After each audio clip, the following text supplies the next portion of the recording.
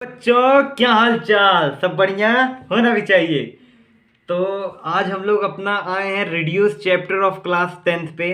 जो मतलब जो चैप्टर कट गया, वैसे तो कुछ कटा नहीं है, जैसे पिछले साल था वैसे सेम है अभी भी। कुछ ज़्यादा कटा नहीं है और ना कुछ ज़्यादा ऐड हुआ है। तो अगर आप पिछले अपने भैया या दीदी किसी से भी पूछना चाहेंगे, वही बताएंगे, जितना उनमें था आप पूछ सकते हैं। तो वही मैं आपको भी अभी बताना चाहता हूँ। तो इंग्लिश से चालू करते हैं। इंग्लिश में आपका फर्स्ट फ्लाइट और फुटप्रिंट दो बुक होंगे। फर्स्ट फ्लाइट क्यों नाम रखा गया ये भी जान लो, क्योंकि उसमें एक चैप्टर है, दो कथा है फर्स्ट फ्लाइट की। उसमें आपकी एक चिड़िया और एक प्लेन का रहता है, उसको तो आपको पता है। और फुटप्रिंट, एक आदमी रहता है जो चलता है जिसकी फुटप्रिंट ही दो बच्चे को दिखती है, वो चैप्टर से उसको भी पढ़ोगे तो इंटरेस्टिंग लगेगा। तो क्या कटा है ये इसमें, ये मैं बता रहा हूँ। क्या ऐड हुआ है, दो चैप्टर सिर्फ नहीं पढ़ने पूरे लेसन में, दो चैप्टर हटे हैं। The 100 dresses first, the 100 dresses 2, ये दो चैप्टर पहले भी कटे थे, अभी भी कटे हैं। और द फुटप्रिंट से आपको मैं बता दूं तो एक ही चैप्टर कटा है, इतना ज़्यादा खुश मत हो। द हैक ड्राइवर पहले भी था, हैक ड्राइवर कटा हुआ, इस साल भी कटा हुआ। तो ज़्यादा कुछ ऐड ना रिड्यूस हुआ है। और हिंदी कोर्स ए में बात करूँ तो पूरा सेम है। क्षितिज में दो बुक होंगी, क्षितिज और कृतिका। तो क्षितिज में आपका दो खंड में होता है, काव्य खंड, गद्य खंड। तो काव्य खंड में आपका देव जी ने लिखा था सवय और कविता, वो चैप्टर कट गए हैं। जाना पेन से किताब में इसे कट कर देना, ठीक है। और दूसरा गिरिजा का कुमार माथुर छाया मत छूना, ये भी इनका कट गया है। और तीसरा ऋतुराज जी ने लिखा है कन्यादान, एक अच्छा चैप्टर था, लड़कियों पे था, उनकी माँ ने उनको शिक्षा दे रही थी, वही चैप्टर कट गया है, लेकिन उस साल भी वो कटा था। गद्य खंड में अगर आपका दो चैप्टर कटा है, वो है स्त्री शिक्षा के विरोधी कृतकों का खंडन, ये चैप्टर कट गया आपका। और दूसरा चैप्टर है मानवीय क्रूरता की दिव्य चमक, ये दो चैप्टर आपके गद्य खंड में कट गए हैं। अब काव्य गद्य क्या होता है? काव्य मतलब जो पोएट वोएट वाले होते हैं, और गद्य मतलब जो कहानी वहानी वाले होते हैं। कृतिका, यही थैया झुलनी एरानी और रामा, ये कृतिका में पहला चैप्टर काटो। फिर दूसरा जॉर्ज पंचम की नाक, ये दो चैप्टर आपके कट गए हैं कृतिका से। मतलब इंग्लिश और हिंदी टोटली आपको मैंने बता दिया क्या कटे हैं। यही सब पढ़ने नहीं है, कट गए हैं, याद रखना, नहीं तो बहुत लोग पढ़ने चले जाएंगे और कहेंगे हमने उनसे बोला था, सुना था, और यही चैप्टर पढ़ गया है तो एक क्वेश्चन नहीं मिल रहा, ठीक है। अब साइंस में नज़र रखते हैं। साइंस में केमिकल रिएक्शन जो है, कोरेजन एंड रेंसिडिटी, देखिए अगर पढ़ना चाहते तो पढ़ लीजिए, कोई बड़ी बात नहीं है, साल पूरा आपके पास ही है। लेकिन केमिकल रिएक्शन में उस बार भी दो टॉपिक कटे थे, कोरेजन एंड रेंसिडिटी, ये बात समझ में आई। और जितने भी चैप्टर होंगे, acid base and salt, metal and non metal, और फिर आपके कार्बन एंड कंपाउंड, ये सब आ रहे हैं, उसमें से एक भी चीज़ नहीं कटा है। और क्या कटा है? पीरियोडिक क्लासिफिकेशन ऑफ एलिमेंट, ये पूरा चैप्टर कट गया है। लेकिन इनको काटना नहीं चाहिए था, लेकिन भाई आप लोग भी तो खुश हो तो कहो हाँ भाई काट देना चाहिए था। लेकिन अगर 11th में जाओगे तो कुछ नॉलेज जानना पड़ेगा तुमको, एस ब्लॉक, पी ब्लॉक, यही सब होते हैं इसमें, ठीक है। अब बात करते हैं बायोलॉजी में, तो लाइफ प्रोसेस, फिर उसके बाद आपका control and coordination, how do organisms reproduce, और हेरिडिटी, यही सब आपको पढ़ना है। हेरिडिटी एंड इवोल्यूशन होता है ना, तो आप इवोल्यूशन को कट कर दो, कह दो भैया इवोल्यूशन जाओ बाय बाय। हेरिडिटी का 3 पन्ना पढ़ लेंगे, लॉ का, ये मतलब मेंडल्स का लॉ पढ़ लेंगे, ये खत्म करेंगे।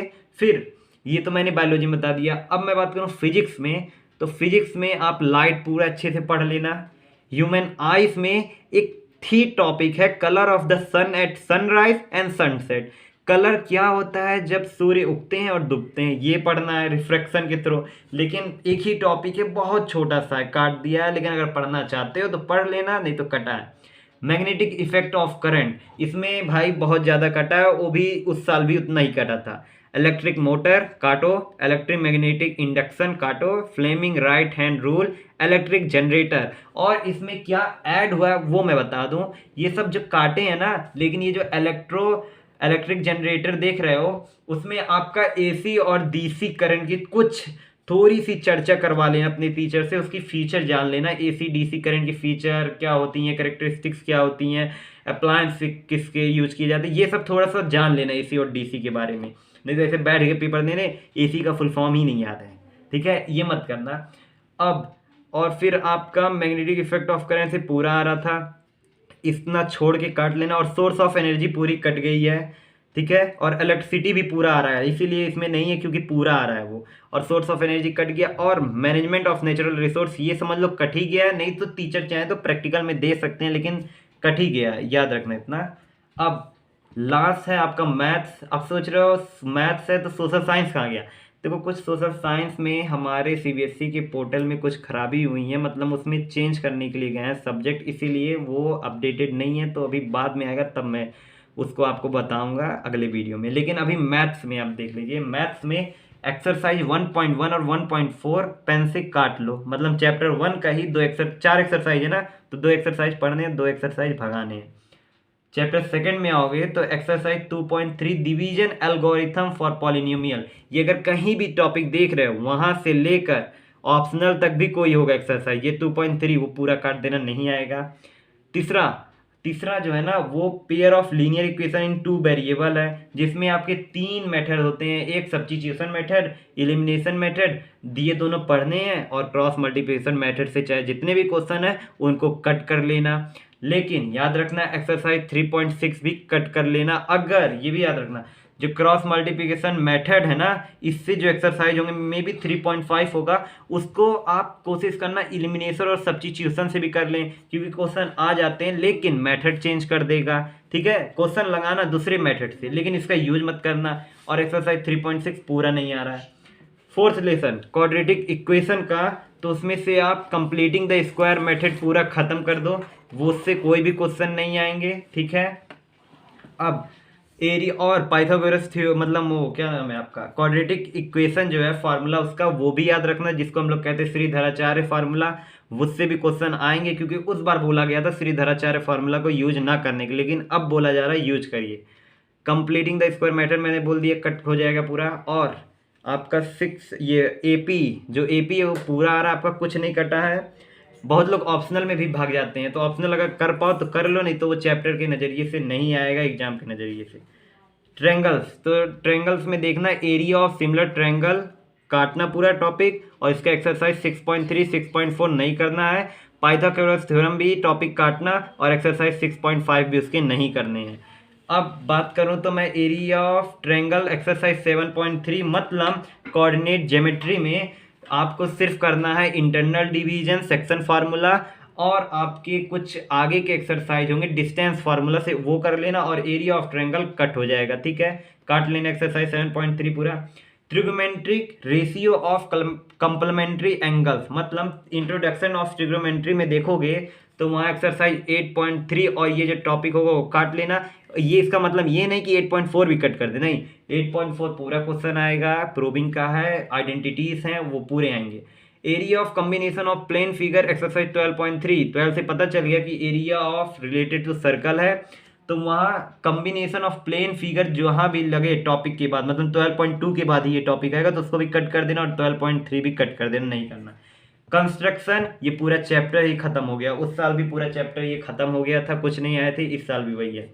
Conversion of solid from one shape to another exercise, मतलब एनदर एक्सरसाइज तो अलग हो गया। ठीक है, तो ये एनदर जो है ना ये आपका वॉल्यूम से है, वॉल्यूम एंड सरफेस एरिया से है, तो मतलब 13.1 13.2 कर लेना अच्छे से। वहाँ 13.1 आपका होगा ना सरफेस एरिया से पूरे रिलेटेड क्वेश्चन हो गया, और 13.2 वॉल्यूम के होंगे, तो ये दो से पूछे जाएंगे, और 13.3 और 13.4 कट हो जाएंगे, और conversion of solid from one shape to another भी टॉपिक पूरे कट जाएंगे। 14 और 15 जो है दो चैप्टर हमारे लास्ट बचते हैं। 14 आपका स्टैटिस्टिक्स है, जिसमें आपको मीन मेडन मोड फाइंड करना है, लेकिन मीन मेडन मोड फाइंड करने के बाद 14.4 जो आपका ग्राफ पे चलता है स्टैटिस्टिक्स, उसको नहीं पढ़ना है। ठीक है, वो कट कर देना।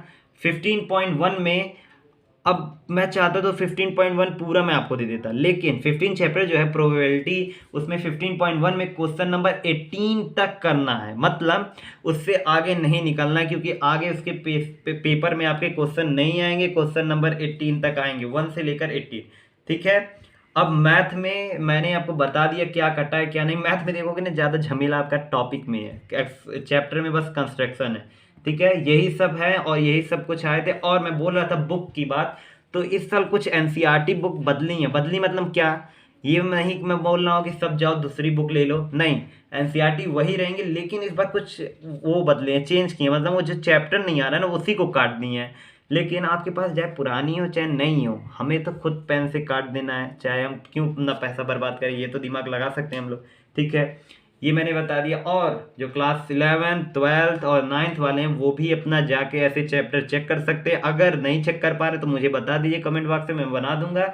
और आकर आपको देख लीजिए, क्लास 10th वालों याद रखना ये आप ही लोगों के लिए, और 12th वालों भी, सैंपल पेपर आपका आ चुका है। मैं बार बार बोल रहा हूँ, उसके पीछे मत भागो, समय अभी आपके पास बहुत है। पहले थ्योरी और न्यूमेरिकल जितने भी क्वेश्चन है सब कुछ एक्सरसाइज खत्म करो। पूरा साल आप ही लोगों का है, अगर बर्बाद करोगे तो भी आप ही लोगों का जाएगा, लेकिन अभी से लग जाओ तो भी बेकार है, कुछ रिजल्ट नहीं आपको मिलेगा। ठीक है, और ये मैं बताना चाहता हूँ, अगर बोर्ड जितना भी करीब आएगा ना, उसकी डरने की बात नहीं है, मैं आपका और रिलैक्स करते जाऊंगा और जल्दी जल्दी पोर्शन ख़त्म करूंगा और अच्छे से। और फिर अगर ज़्यादा दिक्कत लगेगा तो मैं और भी क्लासेस बंद कर दूंगा, सिर्फ क्लास 10 पे फोकस कर दूंगा जल्दी से बूस्टअप करने के लिए। और याद रखना, कभी भी पेरेंट्स से ये मतलब होना चाहिए कि पेरेंट्स मुझे बहुत फोर्स कर रहे हैं, ये कर रहे हैं, वो कर रहे हैं, टीचर ये कर रहे हैं, तो ये सब पे मत जाना।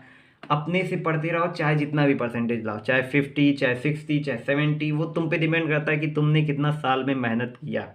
अब इसका मतलब ये भी नहीं कि मैं डीमोटिवेट कर रहा हूँ कि पेरेंट्स की बात कुछ भी मत मानना और घर बैठ के बस टीवी देखें, मोबाइल चलाएं, ये सब नहीं। ठीक है, और अच्छे से पढ़ते रहो। मैं बार बार यही बोलूँगा, अभी भी बोर्ड का इतना टेंशन मत लो, क्योंकि अगर ज़्यादा लोगे ना तो दिक्कत हो जाएगा। इसीलिए अभी धीरे धीरे पढ़ो, चैप्टर कंप्लीट करो। मैं सितंबर या अक्टूबर के मंथ में सैम्पल पेपर को रिलीज करूँगा और बताऊँगा कैसे उसको सॉल्व करना है, स्ट्रेटेजी सब रहेगी। ठीक है, बाय बाय, और सब्सक्राइब बढ़ाइए।